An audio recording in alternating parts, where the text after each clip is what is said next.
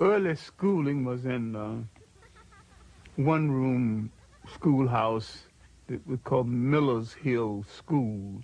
When we moved slightly out of the city, I was chosen to go to city school. Officially, I never finished high school in the formal sense until later years. In fact, I taught 2 generations before I took time out to get my BA, my master's, and my PhD. And I have it all now, but I'm principally self-trained. My university was the public library and well-chosen second-hand bookstores. So while I grew up poor, I grew up in a very rich environment, culturally rich. I grew up with a whole lot of love and affection, a lot of lap time and a lot of slap time too, because I wasn't permitted to get away with too much. Miss Evelina Taylor is my 5th grade teacher, and she might be the foundation teacher in my life. In addition to teaching me basic good thinking and good conduct, she called me into her room during her lunch hour one day and told me to stop playing the fool because I was playing the fool just to get accepted. And she said, it is better to be right and march into hell than to follow a bunch of fools into heaven. I wanted to do something to impress Miss Taylor, and we had current events on Friday. We wanted to say something unusual because I worked for white people before and after school, and they had magazines. They would receive them one day, read them hurriedly up, throw them away the next day. So when I got up for current events, I always had something decidedly different to say about my own people and about other people. No, I wanted to do something real big. So I went to a lawyer that I worked for before and after school.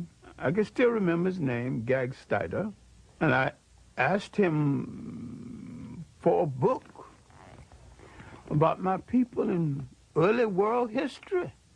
He says, I'm sorry, John, that you came from a people who have no history. My mind would not accept that. I continued to search, and I opened a book called The New Negro, and I opened to an essay called The Negro Digs Up His Past. And for the first time, I knew that I came from a very old people, that we were older than slavery, older than oppression, older than Europe. Now the scramble began for more information. During my early years in Harlem in the 30s, my writing consisted mainly of poetry, short stories, and little essays on aspects of history. The Harlem Renaissance writers, of course, influenced me. I knew Claude McKay. I knew Langston Hughes. I knew Richard Wright before he had published Native Son. I knew Wallace Thurman, O'Neill Larson, Jesse Fawcett. I found a Pan-Africanist consciousness in a Langston Hughes and to some degree in a Claude McKay. But the rest of them were rather parochial. Finally, I got to meet Arthur Schomburg. Arthur Schomburg, mentor to 2 generations of African-American scholars. The legacy of this Puerto Rican-born historian is the world's definitive institution of its kind, Harlem's Schomburg Center for Research in Black Culture. I went down the 135th Street Library, and he was on the 3rd floor, and I asked very humbly asked the librarian, do you know anybody who would give me a letter to see Arthur Schomburg?